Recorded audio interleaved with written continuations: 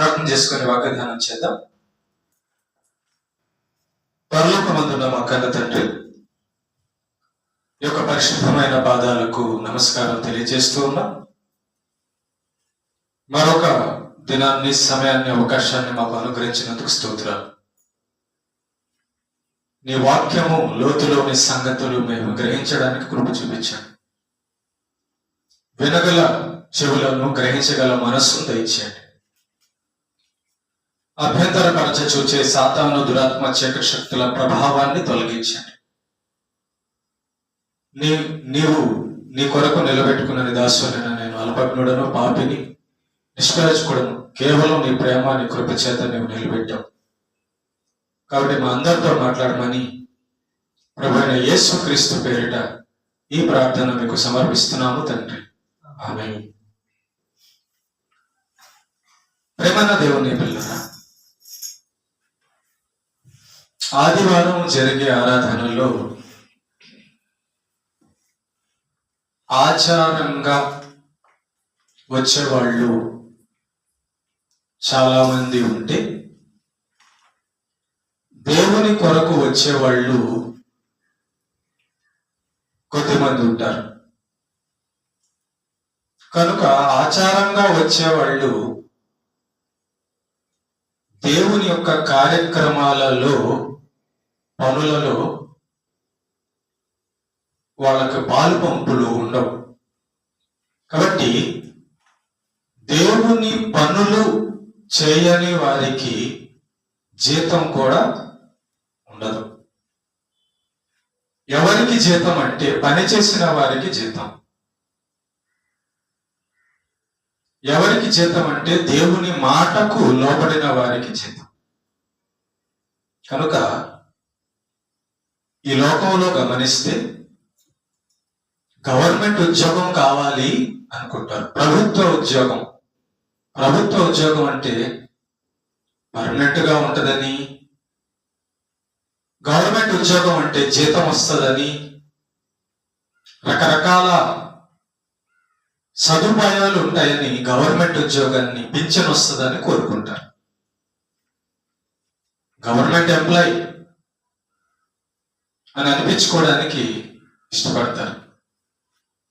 మంచిది. అయితే ప్రేమ దేవుని బిడ్డలారా, ఒక 60 సంవత్సరాలు గ్యారంటీ లేని ఈ ఉద్యోగాన్ని ఇచ్చేవారికి గవర్నమెంట్ అన్ని సదుపాయాలు, క్వార్టర్స్, చదువులకు, పిల్లలకి సహాయం, వస్త్రాలు ఇస్తుంది, బోనస్లు ఇస్తుంది, రకరకాల ప్రమోషన్స్ అన్ని కూడా ఇచ్చి గవర్నమెంట్ ఉద్యోగస్తులకు గవర్నమెంట్ ప్రభుత్వం ఎన్నో సహకారాలు అందిస్తుంది. మంచిది. అందుకే చాలా మంది కూడా గవర్నమెంట్ ఉద్యోగం చేయాలి, గవర్నమెంట్ ఆఫీసర్ అవ్వాలి, అధికారి అవ్వాలి అనుకుంటారు, చదువుకుంటారు. ఈ కేవలం 60 సంవత్సరాలు ఉండే ఈ ఉద్యోగం చేస్తేనే ఇన్ని సదుపాయాలు, ఇన్ని మేలులైతే ఆ గవర్నమెంట్ను, ఆ ముఖ్యమంత్రిని, ఆ ప్రధానమంత్రిని, ఆ భూమిని, ఆ బంగారమును, ఈ సృష్టిని చేసిన వాడైన ప్రభు, యేసు ప్రభు, లేదా తండ్రి అయిన యెహోవా దేవుడు, ఆయన పని చేస్తే, ఆయన చెప్పిన పని చేస్తే, ఆయన అధికారం కింద ఉద్యోగి అయితే, ఆయన దాసుడైతే, ఆయన సేవ చేస్తే ఇంకెలాంటి ప్రతిఫలాలు కలుగుతాయి అది తెలుసుకోవడం అనేది దేవుని సేవ చేసే వాళ్ళు ఆశించేటటువంటి విషయం. యేసు ప్రభు భూమి మీదకి వచ్చినప్పుడు 12 మంది శిష్యులను ఎన్నుకుంటాడు తన పని కోసం. ప్రపంచంలో ఎంతోమంది ఉన్నారండి? 12 మందినే దేవుడు ఎన్నుకున్నాడు. గుర్తుపెట్టుకోండి. మరి ఆ కాలంలో, ఆ దేశంలో అందగాళ్ళు, బలవంతులు, ధనవంతులు, చదువుకున్న వాళ్ళు, ఉద్యోగం చేస్తున్న వాళ్ళు చాలా మంది ఉన్నారు. యేసు ప్రభు వాళ్ళని ఎవరిని కూడా ఎన్నుకోవాలి, తన పనికి ఎన్నుకోవాలి. కాబట్టి సెలెక్టెడ్ పీపుల్. అందరూ దేవుని పనికి ఎన్నిక కారండి. అందరూ పోలీసులు అవుతారా? అందరూ డాక్టర్లు అవుతారా? అందరూ జడ్జీలు అవుతారా? అవరు. అలాగే ఎందుకు అవరు? ఎందుకు అవరంటే, చదువు లేని వాళ్ళు డాక్టర్లు ఏమవుతారు? చంపేస్తాడు పేషెంట్. చదువు లేని డాక్టర్ అంతే కదా. జ్ఞానం తెలుస్తుండాలి. చదువు లేని వాళ్ళు కూడా కొంత వైద్యం చేస్తారు, కానీ ఆ జ్ఞానం తెలుస్తుండాలి. అది జ్ఞానం. కాబట్టి గవర్నమెంట్ పోలీస్ ఉద్యోగం తీసుకునేటప్పుడు కొన్ని అర్హతలు చూస్తుంది, ఎన్నుకుంటుంది. ఆ అర్హతల్లో పాస్ అయితే అతనికి ఉద్యోగం ఇస్తుంది. దేవుడు కూడా తన సేవకు, తన పనికి ఎవరు పనికొస్తారా అని చూసి ఎన్నుకుంటాడు. అలా ఎన్నుకున్న వారే అపోస్తలులు 12 మంది. తర్వాత భూమి మీద కూడా అనేక మంది సేవలు ఉన్నారనుకోండి, సేవకులు ఉన్నారు. పేతురు గారితో, లేదా పేతురు గారు యేసు ప్రభుతో ఒక మాట అంటున్నాడు. ఏమంటున్నాడంటే, మత్తయి సువార్త 19వ అధ్యాయము, మత్తయి సువార్త 19వ అధ్యాయము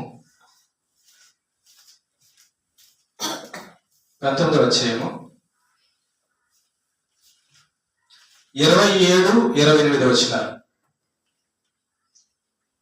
పేతురు, ఇదిగో మేము సమస్తమును విడిచిపెట్టి నిన్ను వెంబడించితిమి గనుక మాకేమి దొరుకునని ఆయన అడుగుదా. చూసారా, పేతురు అంట యేసు ప్రభుని అడుగుతున్నాడంట, అయ్యా యేసయ్యా, మరి మేము లోకంలో ఉన్న వాళ్ళలాగా ఏదేదో సంపాదించుకొని వీలైనప్పుడు నీ దగ్గరకు వచ్చి దేనికోసం నీ దగ్గరకు వచ్చే వాళ్ళముగా మేము ఉండలేదు కదా. నువ్వు రమ్మన్నావు, నన్ను వెంబడించమన్నావు, కాబట్టి మేము సమస్తమును విడిచిపెట్టి నిన్ను వెంబడించితిమి. సమస్తమును విడిచిపెట్టి అంటే ఆయన ఎక్కడికి రమ్మంటే అప్పుడు పేతురు అపోస్తలులు అక్కడికి రావాలి. నాకు ఈరోజు కాలేజ్ ఉందండి, కుదరదు. నాకు ఈరోజు పని ఉందండి, సంగీతం ఉందండి, కుదరదు. నాకు ఈరోజు బంధువులు వచ్చున్నారండి, వాళ్ళకి వంట చేసి బాగా వాళ్ళని మేపే పని ఉంది, నాకు కుదరదు అంటారు కొంతమంది. అంటారా? అంటారు. ప్రేమ దేవుని పిల్లరా, గుర్తుపెట్టుకోండి, మిలిటరీ వాళ్ళు యుద్ధము చేయవలసిన అవసరం వచ్చినప్పుడు ఎక్కడున్నా కూడా మీరు రావాలి, మీకు సెలవులు లేదు, ఒకవేళ సెలవుల్లో ఉంటే వచ్చేసేయండి అంటాడు సైనికులు. పోలీసు వాళ్ళకు కూడా ఏదైనా సెలవులు ఉందనుకో, ఒక పోలీస్ సెలవులో ఉన్నాడు అనుకో, ఏదైనా సమస్య జరిగిందనుకో, వెంటనే వాళ్ళు వచ్చేసేయాలి. అంటే దేశ సేవ చేయడానికి సెలవు కూడా రద్దు చేసుకొని దేశ సేవ ప్రజలకి చేయాలి. రూల్ అది. ప్రాణం బ్రతికించలేని మనుషులకే ఇన్ని కట్టుబాట్లు ఉంటే జీవాధిపతి అయిన దేవుని సేవ చేసే వారికి ఎలాంటి అర్హతలు ఉండాలి, సేవ చేస్తే ఎంత గొప్ప భాగ్యం ఉంటుందో మన వాక్యంలో తెలుసుకోవడం అవసరం. ప్రేమగా దేవునిబిడ్డలారా, పేతురు సమస్తమును విడిచిపెట్టి నేను వెంబడించాం కదా ప్రభువా. అందరేమో ఏదేదో పనులు చేసుకుంటున్నారు, ఎంతెంతో సంపాదించుకుంటున్నారు, ఎంతెంతో సుఖం పొందుతున్నారు. నువ్వు లెగిసి రమ్మంటే వచ్చేస్తున్నాము, ఎక్కడ ఉండమంటే అక్కడ ఉంటున్నాము, ఎక్కడ అడవుల్లో పనుకోమంటే అడవుల్లో పనుకుంటున్నాము, పస్తులు ఉండమంటే ఉంటున్నాము, ఇచ్చేయమంటే ఇచ్చేస్తున్నాము. నీతోనే మేము 24 గంటలు ఉంటున్నాం కదా, మరి ఇంత కష్టం చేస్తున్నాం, మాకు అన్ని విడిచిపెట్టి, లోకంలో బాగా డబ్బు సంపాదించుకొని పేరు తెచ్చుకోవచ్చు, అన్ని విడిచిపెట్టి నిన్ను వెంబడించాం కదా, మరి మాకేం దొరికింది అని పేతురు అపోస్తలులు పేతురు అడుగుతున్నాడు, అయ్యా ప్రభువా మాకేం దొరికింది? అప్పుడు యేసు ప్రభు ఏమంటున్నాడంటే 28వ వచనంలో, యేసు వారితో ఇట్లా, నేను ప్రపంచ పునర్జననమందు మనుష్య కుమారుడు తన మహిమ గల సింహాసనం మీద ఆసీనుడై ఉండున్నప్పుడు టైం చెప్తున్నాడు. పేతురుతో టైం చెప్తున్నాడు. ఏ టైం అంటే, పేతురు వెరీ గుడ్, సమస్తాన్ని విడిచిపెట్టి నా కోసం మీరు వచ్చారు. ఎక్కడ ప్రార్థన అంటే, ఎక్కడ సువార్త అంటే, ఎక్కడికి వెళ్తాం అంటే అక్కడికి వచ్చేసారు. రాత్రి లేదు, పగలు లేదు, ఇంట్లో చనిపోయినా వచ్చేసారు. శవాలను అట్లా వదిలేసి వచ్చేస్తున్నారు. మంచిది, కరెక్ట్. మరి ఈ భూమి మీద మీరు నా మాట విన్నందుకు నేను మీకు ఇవ్వబోయే బహుమానం ఎలా ఉంటుందో తెలుసా, ఉద్యోగం ఎలా ఉంటుందో తెలుసా అంటూ ప్రభు అంటున్నాడు. ఆ టైం ఎప్పుడంటే, ఆ జీతం ఎప్పుడు ఇస్తానంటే, ప్రపంచ పునర్జననము అన్నాడు. ప్రపంచ పునర్జననము అంటే కింద ఏమన్నాడంటే పునఃస్థితి స్థాపనందు అంటున్నాడు. ఇప్పుడున్న ఈ భూమి ఆకాశాలన్నీ కూడా తుడిచిపెట్టబడతాయి. ఈ భూమి, ఈ కనబడుతున్న ఈ ఆకాశాలు మొత్తం కూడా తుడిచిపెట్టబడతాయి. ప్రపంచ పునర్జననము. చనిపోయిన వారందరూ కూడా లేచి వస్తారు. భూమి మీద ఆదాము నుంచి యేసు రాకడ వరకు ఉన్నటువంటి మనుషులందరూ కూడా ఆ రోజున యేసు ప్రభు సింహాసనం ముందు నిలబడతారు. మొట్టమొదటి రాకడలో అయితే యేసు ప్రభు గొర్రె పిల్లలాగా, సాధువులాగా, మనిషిలాగా వచ్చాడు. కనుక దుష్టులైన మనుషులందరూ యేసు ప్రభు మీద పడ్డారు. యేసు ప్రభుని చీల్చారు. యేసు ప్రభు మీద ఉమ్మేశారు. యేసు, నువ్వు కూడా మాలాంటోడివేలే, మాకంటే నువ్వే గొప్పోడివి అని మేకులతో కొట్టి సిలువకు వేలాడదీశారు. ఆ రోజున ఆ యేసు కాదు, ఆ రోజున యూదా గోత్రపు సింహము వలె తేజస్సుతో నిండిన వెలుగుతో భూమి ఆకాశములు పట్టజాలని ఆ మహాకారంతో యేసు ప్రభువుకి ఎలాంటి మహిమ శక్తి ఉందో అలాంటి గొప్ప శక్తితో ఆయన సింహాసనం మీద కూర్చుంటాడు. ఆ రోజున తీర్పులు జరుగుతాయి. ప్రపంచ పునర్జననందు ఆసీనుడై ఉన్నప్పుడు పేతురు చెప్తున్నా, జాగ్రత్తగా పట్టుకో, విను. నువ్వు చేసిన సేవకి నేను ఇవ్వబోయే ఫలితం ఉన్నప్పుడు నన్ను వెంబడించిన మీరును 12 సింహాసనముల మీద ఆసీనులై ఇశ్రాయేలు 12 గోత్రముల వారికి తీర్పు తీర్చుదురు. అడిగావు కదా పేతురు, నీకేం దొరుకుతుందని? ఇంత సేవ చేస్తాం, ఇంత కష్టం చేస్తాం, ఇంత రక్తం చెందిస్తున్నాం, ఇంత ధనం పోగొట్టుకున్నాం, కుటుంబాలకు దూరమయ్యాం అని అంటున్నావు కదా, గుర్తుపెట్టుకో. నా రెండవ రాకడలో ఈ ప్రపంచం మొత్తం పోయి మళ్ళా కొత్త ప్రపంచాన్ని చేసినప్పుడు, చనిపోయిన వారందరూ నిలబడినప్పుడు, ప్రపంచ మనుషులందరూ నిలబడినప్పుడు నీకుండే అధికారం ఏంటో తెలుసా? ఇజ్రాయేలు దేశంలో 12 గోత్రాల్లో ఎంతమంది అయితే ఉన్నారో ఆ 12 మంది గోత్రాల్లో ఉన్న లక్షల మందికి వీర తీర్పు తీరుస్తారు. ఈ రోజున నిన్ను తిట్టేవాడు ఉన్నాడు అనుకుంటా, ఈ రోజు నిన్ను కొట్టేవాడు ఉన్నాడు, ఈ రోజు నిన్ను అవమానపరిచేవాడు ఉన్నాడు, ఈ రోజు నిన్ను మనల్ని లెక్క చేయని వాళ్ళ బైబిల్ పట్టుకొని తిరుగుతుంటారు. అది ఏ పని పాటలు లేదు వాళ్ళకి. అంటే దేవుని పని చేయడం పని కదా, దేవుని సేవ పని కదా, మంచి మంచి మాట్లాడటం పని కదా. టీచర్లు ఏం చేస్తారు? గొడ్డలి గడప పెట్టుకొని తోగుతుంటారా? టీచర్లు స్కూల్లో ఏం చేస్తారమ్మా?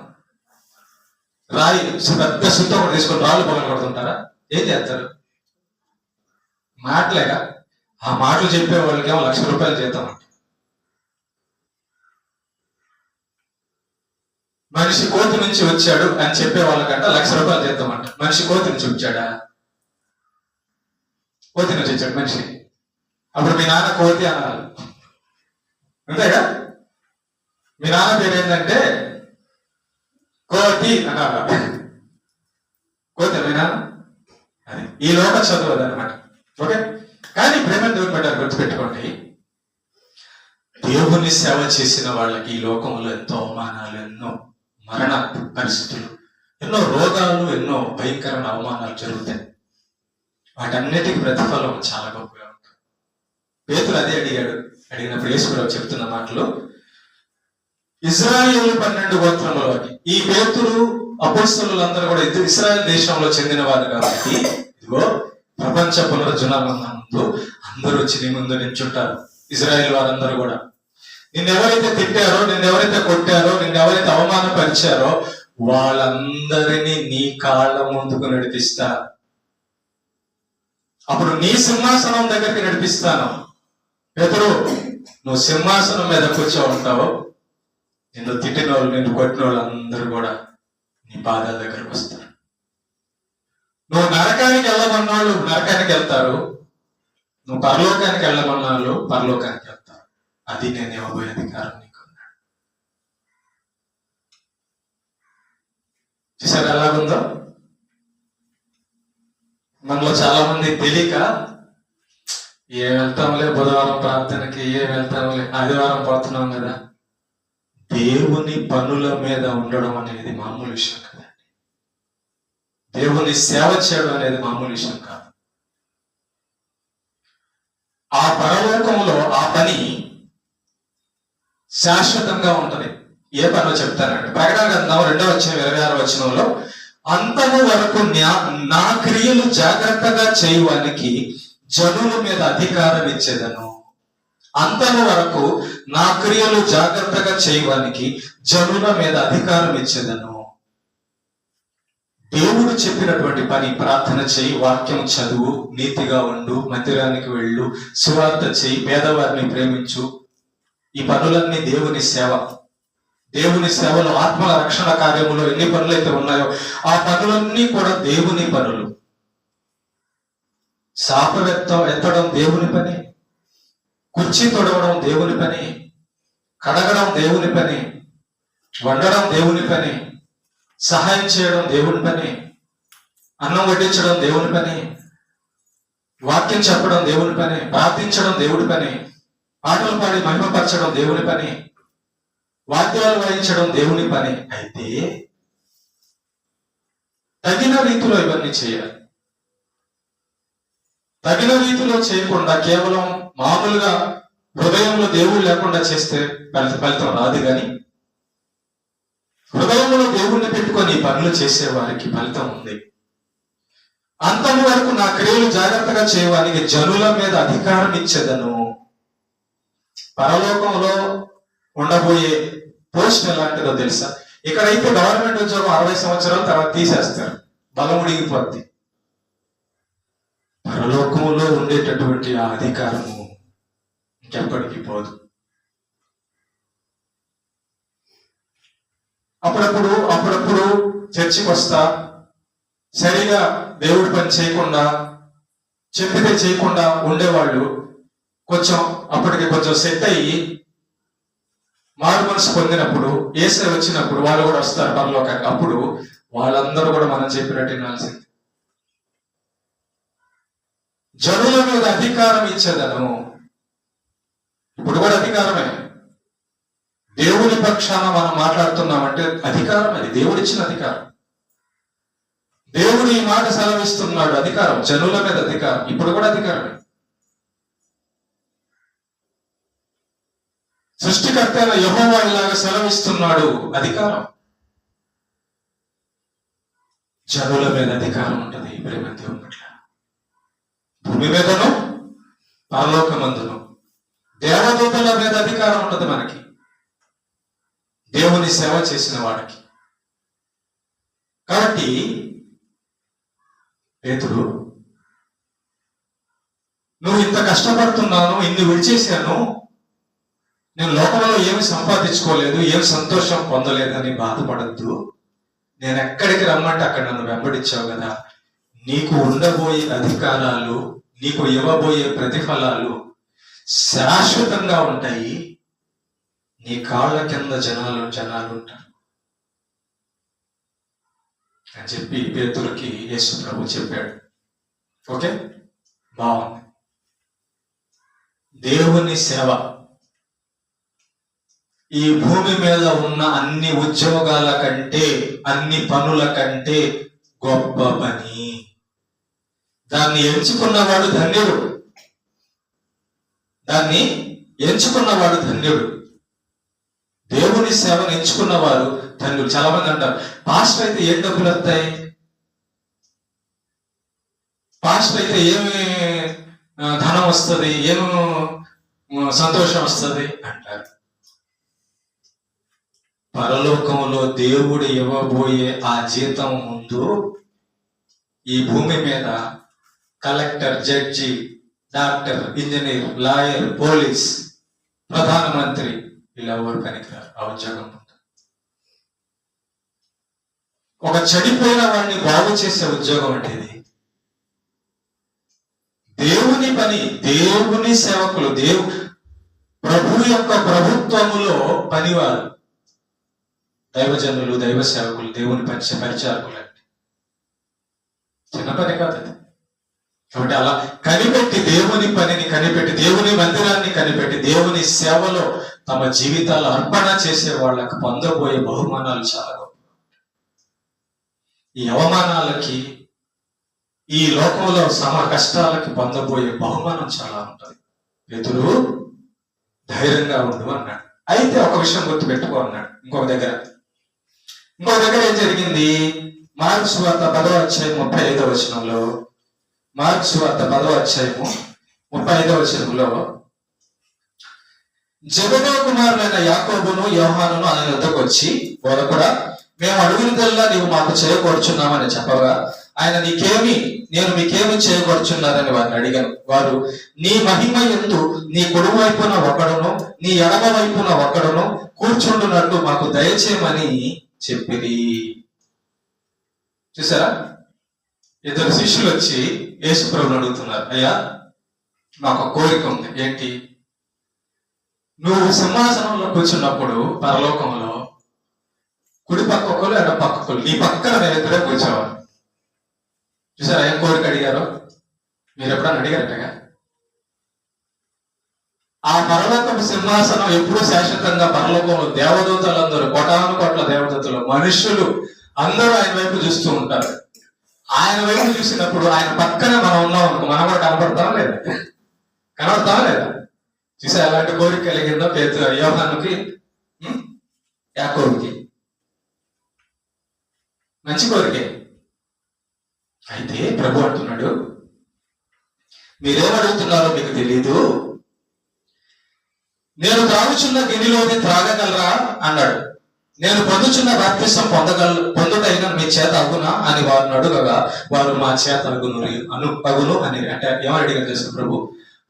నా కుడి పక్కన ఒక్కరు, ఎడమ పక్కన ఒకరు కూర్చోవాలనుకుంటున్నారా? అయితే నేను చేయబోయేది మీరు కూడా చేస్తారా అడిగాడు.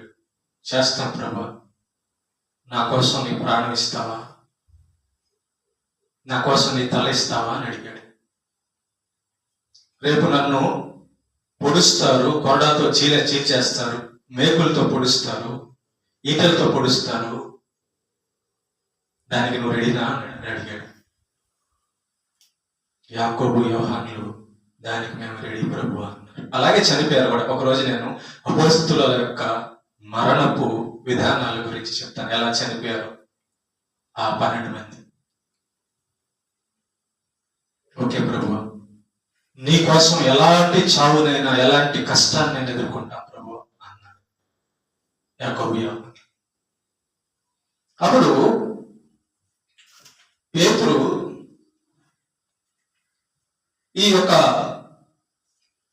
సందర్భంలో అంటున్నాడు, చూడండి ఒకసారి అదే మాట కంటిన్యూ చేద్దాం. నా కుడి వైపున నువ్వు ఎడమ వైపున కూర్చుండించుకో, నా వశంలో లేదు, అది ఎవరికి సిద్ధపరచబడనో వారికే దొరుకునని వార్త చెప్పాను. యేసయ్య ఏమంటున్నాడంటే వాళ్ళతో, అయ్యా మీరు అడిగారు మంచిదే, కానీ నా కుడి పక్కన గాని ఎడమ పక్కన గాని కూర్చునేటటువంటి స్థితి తండ్రి ఎవరికి నియమించాడో వాళ్ళకి దొరుకుతుంది. యేసయ్య కుడి పక్కన ఎడమ పక్కన కూర్చునే భాగ్యం ఎవరికి దొరికిద్దో ఈ భూమి మీద, ఎంత సేవ ఎంత కష్టం చేస్తే ఆ యుగ యుగాలు యేసయ్య పక్కన కూర్చునే భాగ్యం దొరికిద్దండి, దొరుకుతుంది అన్నాడు. తక్కిన మంది శిష్యులు ఆ మాట విని యాకోబు యోహానుల మీద కోపడసాగరి. యేసు వారిని తన వద్దకు పిలిచి వారితో ఇట్లా నేను, అన్యజనులలో అధికారులని ఎంచబడిన వారు వారి మీద ప్రభుత్వము చేయుదురు, వారిలో గొప్పవారు వారి మీద అధికారము చేయుదరని మీకు తెలియదు. మీలో అలా ఉండకూడదు. మీలో ఎవడైనాను గొప్పవాడే కోరిన ఎడల వాడు మీకు పరిచారకుడై ఉండవల్లని చెప్పాను. మీలో ఎవడైనా ప్రముఖుడై ఉండబోరిన ఎడల వాడు అందరికీ దాసుడై ఉండవలెనని మనిషి కుమారుడు పరిచారము చేయించుకుంటకు రాలేదు గాని పరిచారము చేయుటకును అనేకుల ప్రతిగా విమోచన క్రయధనముగా తన ప్రాణం ఇచ్చుటకు వచ్చిన నేను. శిష్యుల్లో ఒక తర్కం మొదలైంది. లూకాసు వార్త 9:46-48 వచనాలు గమనిస్తే శిష్యుల్లో ఒక తర్కం, వాదనం మొదలైంది. తమలో ఎవడు గొప్పవాడో ఈ 12 మంది శిష్యులు అనుకున్నారంట. పేతురేమో నేనే గొప్పవాడిని మీకంటే అనుకుంటే, యోహానేమో నేనే గొప్పవాడిని, యాకోబేమో నేనే గొప్పవాడిని, అంద్రేయ ఏమో నేనే గొప్పవాడిని. ఇలా ఆ 12 మంది మేమే గొప్పవాళ్ళం అని అనుకున్నారు. అప్పుడు యేసు ప్రభు ఆ విషయం కనుక్కొని ఏం చేశాడంటే, ఒక టవల్ తీసుకొని వాళ్ళ కాళ్ళు ఒక ప్లేట్లో పెట్టి ఆయన నీళ్లతో కడిగాడు. ఈ లోకంలో అధికారులు ఉంటారు, ఈ లోకంలో గొప్పవారు ఉంటారు, ఈ లోకంలో ప్రభుత్వం చేయవారు ఉంటారు, కానీ నువ్వు ఈ లోకంలో గొప్పవాడిగా ఉండాలనుకుంటే నువ్వు పాదాలు కడిగేవాడిగా, చాపలేసేవాడిగా, ఊడ్చేవాడిగా, బాత్రూమ్ కడిగేవాడిగా ఉండాలి.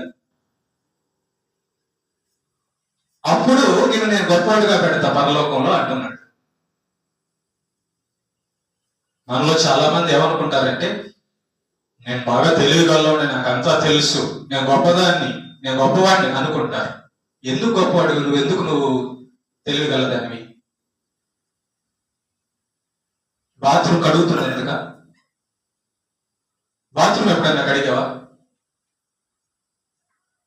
చర్చిలోకి వచ్చేటటువంటి పిల్లలందరూ బయట బాత్రూమ్ ఎప్పుడన్నా కడిగావా? కడిగితే అప్పుడు గొప్పవాడు.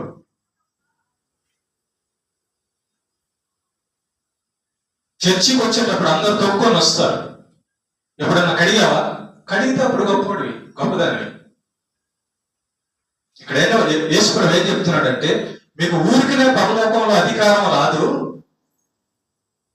ఆ అధికారం రావాలంటే అందరికంటే తగ్గింపు ఉండాలి. చెప్పులు పట్టుకునేటట్టు ఉండాలి,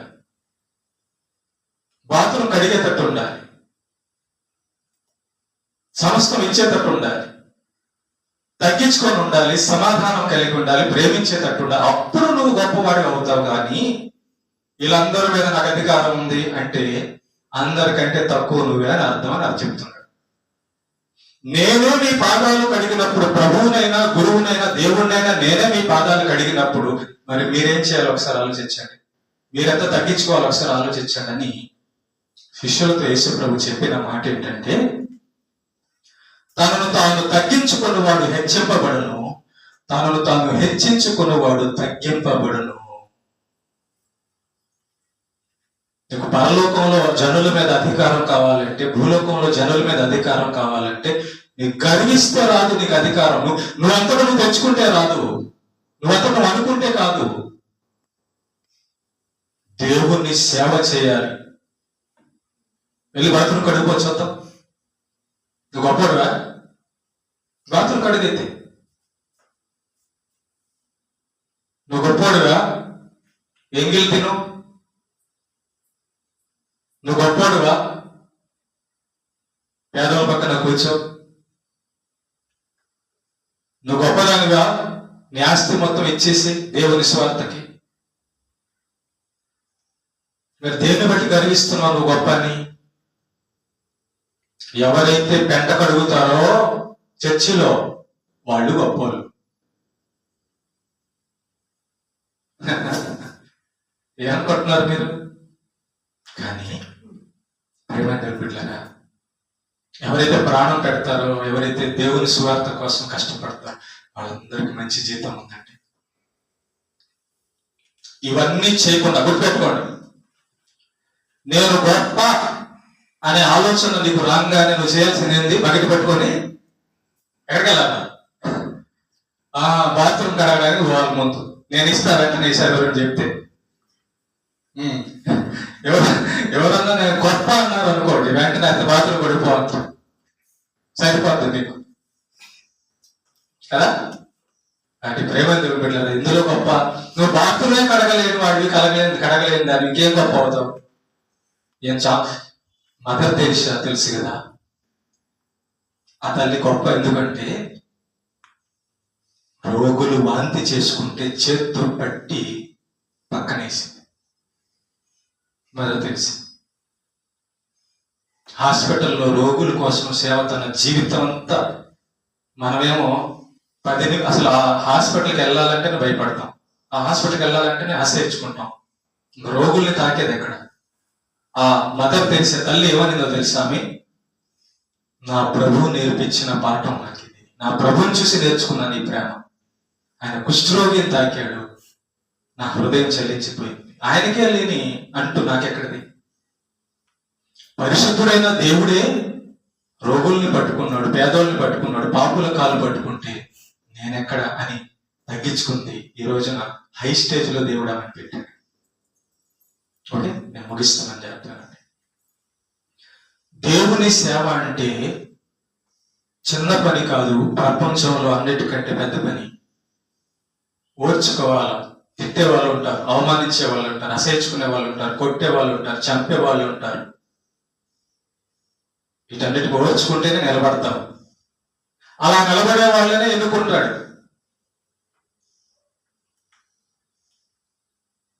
సూటిపోట్లు మాట్లాడడం, నేనెంత గొప్పదాన్ని అనుకోవడం పనికిరాదు దేవుని సేవకి. దేవుని సేవ అంటే విరిగి నలిగిపోయిన హృదయం అండి. పాపినైనా నన్ను దేవుడి పనికి కనుకరించాడు. ఓకే, కనుక 2 విషయాల మీద నేను ఈరోజు పంచుకున్నాను. ఒకటి,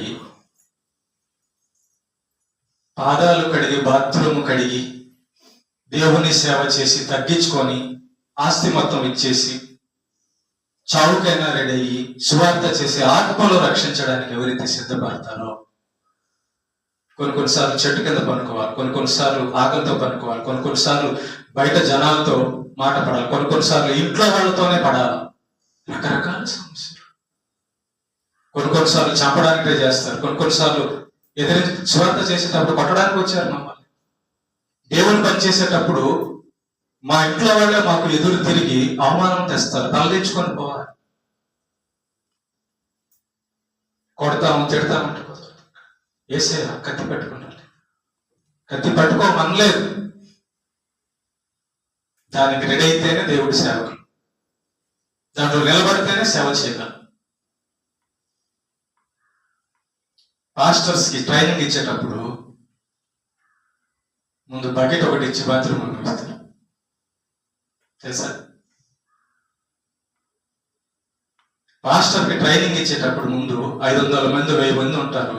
ఆ బాత్రూమ్ వాడేవాళ్ళు వెళ్ళి కడిగేసి రాబో అంటారు.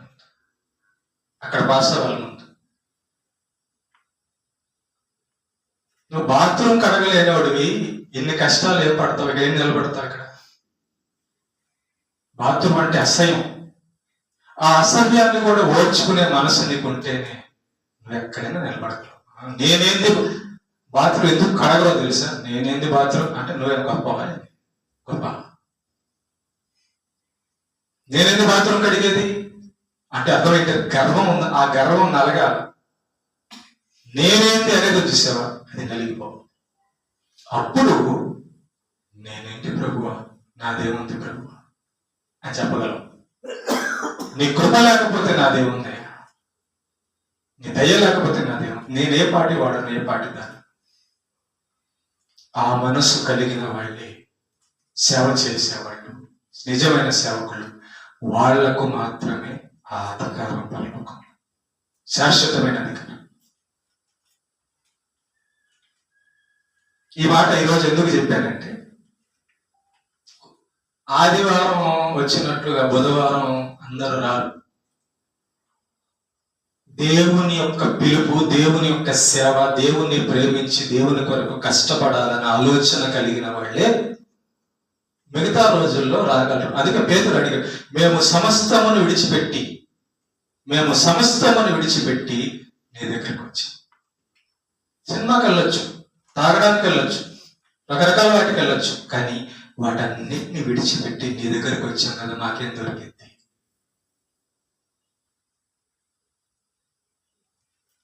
పేతురు, ఈ ప్రపంచం మొత్తం నీ కాళ్ళ ముందు కనవచ్చు.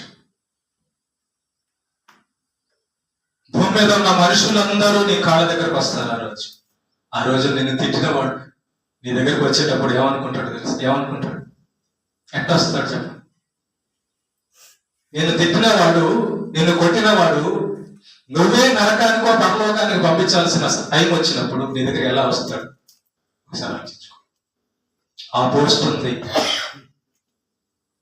ఆ ప్రతిఫలం ఉంది సేవకి. ఊరికనే కాదు. ఓకే, కనుక సేవ అంటే అలాగే చేయాలి, సేవకు అలాంటి ఫలితం ఉంది. నువ్వు ఎప్పుడు కూడా నీ హృదయాన్ని చూసుకోకుండా ఇంకొకరికి తీర్పు తీర్చవాక. నీ హృదయాన్ని చూసుకోకుండా ఇంకొకరికి తీర్పు తీర్చవాక అంటే అర్థం ఏంటి తెలుసా? మనలో తప్పులు పెట్టుకొని ఇంకొకళ్ళు తప్పులు వెతకడం చేయకూడదు. నువ్వు ప్రార్థన చేస్తున్నావా? బైబిల్ చదువుతున్నావా? సువార్త చేస్తున్నావా? పరిశుద్ధంగా ఉన్నావా? ఇన్ని తప్పులు మన దగ్గర పెట్టుకొని ఇంకొకరిని ఎత్తి చూపించడం అనేది ఎంతవరకు కరెక్ట్? ఒకసారి ఆలోచించు. నేను కొన్నే చెప్పాను. ఈ సంవత్సరం బైబిల్ పూర్తయిందా? 2025 నీకు ఇన్ని తప్పులు మన దగ్గర పెట్టుకొని నువ్వు అట్టా నువ్వు ఇట్టా అంటే దేవుడు ఏమంటాడు? దేవుడు ముందు ఏమని చెప్తావు? సమాధానం చెప్పలేము. అలాంటి ఆలోచనతో మనం బతికితే దేవుడు అర్థమవుతాడు, దేవుడి సేవ అర్థమవుతాడు, చేయగలం. ఓకే, కనుక గుర్తుపెట్టుకోండి, కొద్ది మందే సెలెక్ట్ అవుతారు దానికి. కొంతమంది కోరుకుంటారు, మధ్యలో చేయలేక వెళ్ళిపోతారు. మిలిటరీకి వెళ్ళిన తర్వాత కూడా కష్టానికి, ఆ ఎక్సర్సైజ్కి ఉండలేక వెళ్ళిపోతారు. దేవుని సేవలోకి వచ్చినప్పుడు కూడా ఇస్కరియోతు వెళ్ళిపోయాడు. 12 మందిలో ఒకడు ఇస్కరియోతు, కానీ వాడు వెళ్ళిపోయాడు. ఇంకొకటి చోటు దొరికింది, ఇంకొక ఆయనకి, మత్తయికి. కాబట్టి అసలు ఆ పోస్టుకు ఎన్నుకోవడమే చాలా అదృష్టం. మనల్ని దేవుడు నమ్మాలండి, దేవుని సేవకి నిలబెట్టాలండి. మనల్ని ఆయన నమ్మాలి. మనుషులు నమ్మితే ఎంత, నమ్మకపోతే ఎంత. ఆయన మనల్ని నమ్మితేనే నిలబెడతాడు. అక్కడ పుల్పిట్ దగ్గర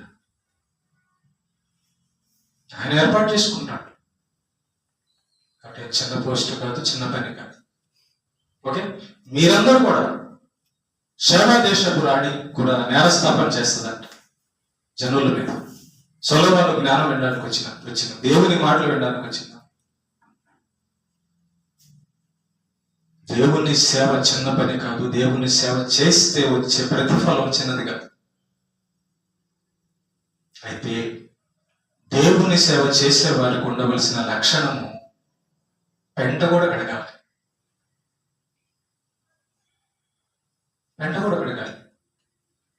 అప్పుడే నువ్వు సేవకి పనికొస్తావని అర్థం. దేవుని సేవకి పనికొస్తావని అర్థం. యేసు ప్రభు పాదాలు కడిగాడా లేదా? వాళ్ళు నడిచినప్పుడు వాళ్ళకి ఏం అంటుకోవాలా కాళ్ళకి? పేతురుకి యోహానులకి ఏం అంటుకోలేదా? దుమ్ము అంటుకోవాలా, పెంట అంటుకోవాలా, పేడ అంటుకోవాలా? దాన్ని కడిగాడు యేసయ్య. అందుకే ఆయన గొప్పోడు. నువ్వు గొప్పవాడుగా ఉండాలనుకుంటే ముందు ఈ పని చేయాలి. నేను గొప్పవాడిని, గొప్పదాన్ని అనుకున్నప్పుడు నువ్వు చేయాల్సిన మొట్టమొదటి పని వెళ్ళి బాత్రూమ్ కడుగు. జనాలు చర్చిలో బాత్రూమ్ కడుగు.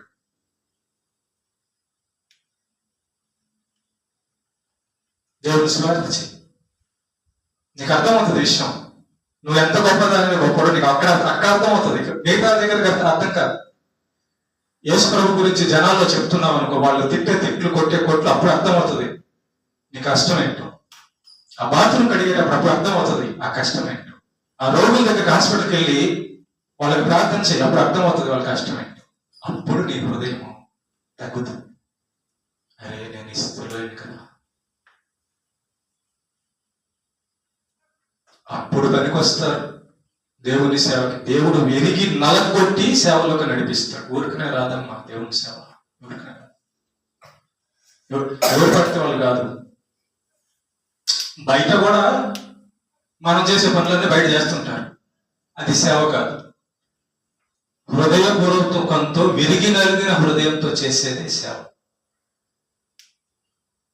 బయట మ్యూజిక్ కొడతారు, బయట పాట పాడతారు, బయట చేపలు ఎత్తుతారు, బయట కుర్చీ తుడుస్తారు, బయట అన్ని కూడా చేస్తారు మనలాగే. దానికి దీనికి తేడా.